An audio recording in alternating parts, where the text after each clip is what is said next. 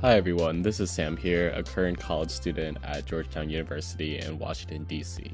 Welcome to my podcast, College Conscience, where we talk about the good, the bad, and everything in between with the college experience. With each episode, I focus on a different topic pertaining to college life with a different friend, and I really want to hear their perspectives and see what advice they have for me and anyone who might listen about that specific topic. Some examples include health and wellness, academics, professional career, exploration, and even more. So if you're interested in any of those topics, please stick around and hear what my friends have to say. Hello, Erica. Thank you for Hi. being here today. We really appreciate it. Me and my thousands of listeners really appreciate it. And today we're talking about networking, which is something that as college students, we definitely are no stranger to. But I Mhm. wanted to start this topic off by asking you when was like your first big round of networking or your first time during college you really felt like, wow, I'm doing the networking right now. I think there's always kind of been a constant pressure. I've also like seen my brother, who's also a poli sci major, constantly networking in his college years. So he kind of influenced me a lot when it comes to like recruiting and networking, whatever. But I think the first time was sophomore fall. That's when I was like sophomore summer, starting from sophomore summer. That was when I really got into it. Looked LinkedIn was such a big thing back then, you know. It's still a thing now. So look through people that I was interested in, talk to them about their experience, and I think the time when I thought was really fruitful was when I got my Hill internship in the fall, and it was really nice seeing people face to face and talking about the things that you were passionate about and like what I wanted to like ask questions about. And yeah, it's just a great opportunity to kind of see people from different sectors and what they're interested in. I really like that. Yeah, and definitely amazing that you're able to get that opportunity at the Hill. How do you think your networking, like, specifically improved from that experience? I think when I first did it, I was extremely nervous, as we all are. I was like, I had to prepare all these questions. I memorized them. I was like, what if like the topic kind of shifts and I have no questions to ask, stuff like that. But I think something that assured me was one of the, I guess, legislative assistant who I worked under, so my supervisor. He told me how networking was such a prevalent part of like a Hill internship or just working in the Hill in general, and that simply it is just for your interests and all the questions that you want to ask. Don't feel pressured to make a certain connection or like a deeper connection with someone or try to find like something that connects you to, but just ask questions that you want to. And I think that was very freeing for me. Um, and yeah, just interacting, learning what good questions are. And I guess building a more interpersonal connection instead of just a professional one was very insightful to me. Yeah, no, I think that advice is definitely well taken for anyone who's interested in networking or just figuring out how to get into it. And I want to shift a bit now. I know that the Hill was great and that definitely boosts your political bona fides should you choose to go into something political related. But I do know that you have a lot of interests and a lot of career routes. So do you want to talk a bit more about how you started to discover more and more areas that you're passionate about and just talk about maybe how networking changes from area to area? Yeah, absolutely. That's a really good question. I was kind of all over the place, Do you want to say but your major really quickly? yeah, I'm a STEM major, so Science, Technology, International Affairs. It's a lengthy name. SFS, I don't know why they decided on that, but my concentration is in biotechnology and global health. And I think overarching, like just looking at my experiences, I love healthcare, that's one subject I'm really passionate in, and I just wanted to explore different sectors within healthcare. So I just made like I opened my notes app and literally just typed all the things I was just interested in. Like it could have been healthcare marketing, policy, consulting, etc., etc. And then I just looked for like certain firms that I was interested in each sector.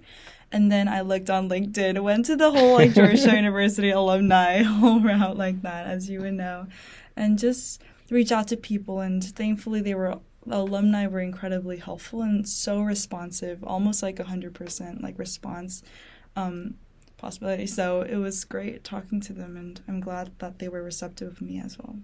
Yeah, and as you continue to network and like look at these different areas, how do you see networking like making a difference between either like within your applications or also between choosing to apply to something versus not? There are definitely times when the people I networked with were very stoic. They were just like giving the basic points that I already kind of read from the job description. But there were many people who were extremely candid and honest about their experiences, and that's I think the most that I found the most fruitful when I was networking with them. Whatever sector it was or whatever position, they were really honest, and because they know my background and they know what it's like to be in Georgetown and perhaps the high pressure of it all, they were talking about the goods and bads of the industry, what they found that they could improve in their future careers, what they should have thought as an undergrad, and those insights were incredibly helpful.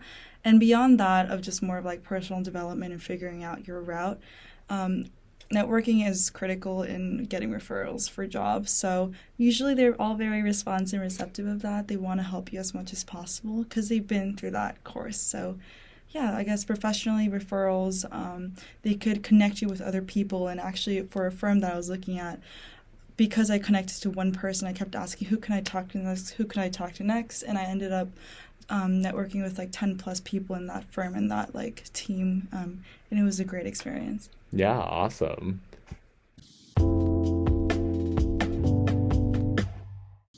Erica definitely has a lot of great experience in networking, but now let's hear about a specific time she felt like networking really helped her out with a job application. Reason. Yeah, absolutely. I think one was I talked to a president of a very big firm that I was interested in, and I was extremely intimidated. I was like preparing for like a day and a half for it. I was like, oh, what should I ask? And I was really nervous, and I asked like my friends and like my brother for advice and etc. But truly, he just told me to kind of ask about the big picture because those people have been in the industry for so long. And it was a great experience because I got to talk about more of the general trends in the field that he was in, and why it interests him specifically. And again, of course, it's about healthcare for me. So it's great to get insight from perhaps a superior who has been through that process, not only through the application process, but just and gave me a holistic idea of why I'm interested in this field as a whole and why like I should be chasing more of the broader picture rather than just daily like applications or just like prestige of certain companies. And that was a great experience for me. Yeah, no, that's definitely an amazing opportunity to be able to talk to someone like that. I was curious, like, was there anything that he said that surprised you? Like anything you were expecting from the information he gave you? I think for me, other than the more the subject area, I've from when I would talk to him about healthcare, he talked about a lot about how a lot of the sectors that he worked on, whether that's government affairs and corporate affairs, etc., it was all very interconnected, and that was something kind of that blew my mind. And that kind of drove me to pursue or like have an interest in PR and marketing. So that was great. I think other than that, just realizing that there truly is no one path you can, um, I guess, go to in order to reach your goal, whether that might be a certain company that you want to work with or a position that you want to reach. Truly, everyone as I've networked with had very different experiences, and I feel like I've felt the pressure, I still do, to try to fit their resume or their experiences. But that's not always the case, and sometimes you just gotta be patient and resilient. Yeah, for sure. And just to wrap up that specific experience with the president, if you're comfortable sharing, like, did you end up applying, or like, what do the next steps there look like? I've networked with a lot of people from that firm, and they all talked about incredible experiences. So I look forward to applying this spring. Okay, Applications have awesome. not opened yet, but yeah. So you're getting ahead of the game, pretty Yes, much. hopefully. Well, best of luck with that, but I'm sure this networking will definitely pay off. Wow, what an amazing story. Now let's hear about how Erica continues to network and what advice she might have for people who either want to get into networking or are trying to get back into it. To think about like if you've ever been on the other side yet, if people have asked you for advice, and has networking changed how you help others, or has there been any impact in that way, like how you go pass on the information out to people younger than you? Yeah, that's a really good question. I've actually gone to talk to a couple freshmen, especially those who are interested in my major and the SFS in general. Which is the School of Foreign Service, in case anyone doesn't know. And they're all like incredibly driven, and I've felt that when we first, Sam and I both joined the SFS. We were all like, oh, I want to learn this, I want to learn that.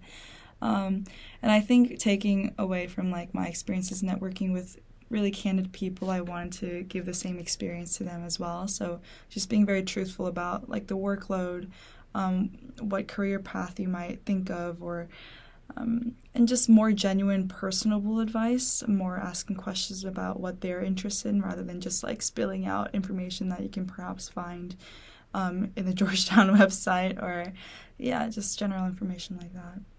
Yeah, and also I'm curious to know, what would you say to somebody who doesn't know like how they should pace their networking, like they don't know if they're doing too much or too little, and what would you say to someone who like is struggling a bit in that aspect? I think at first it's very daunting. It was daunting for me as well, but I think the more you do it, you're just like, oh, this is just another conversation to get what I want, more info that I want. So as frequent probably is the best way to go, but if you don't feel comfortable or you have like academic work that you have to do, take a rest. If you have an exam coming up, don't be networking like 5 times a week, but just be consistent, because I feel like once you kind of pause, that kind of flow kind of gets cut off, and it can, make your perspectives change a little bit, and yeah. Yeah, no, that's really important. And then one last question about this topic that a lot of people from our age, people around our age, find super helpful. How do you see yourself keeping that consistent flow post grad? Because something I've heard from people who graduate is like networking doesn't really stop because you keep trying to like find new opportunities. So how do you think that we could keep that consistency when we're not in like a structured academic sphere or life? I actually thought about this a lot, and I feel like I'm looking a lot about like more about culture of firms right now, and a lot of them, the good ones I've seen and the people I've talked to who work at these places, they provide like ample, plenty of networking opportunities, because they know how critical that is, and everyone has been through that experience. So whatever like field, whatever company you decide to go to, I feel like keeping your coworkers close to you and just going to like different teams and asking about what they feel about their experiences, just branching out, because you never really know where your path is going to take you. So be consistent as always, and just try to meet new people, even though they might not be from fields that you're interested in. Yeah, thank you so much, Erica. I think all of that advice will definitely be super helpful for someone who ends up listening to this. And yeah, just really appreciate all the insights you gave once again. Yay, yeah.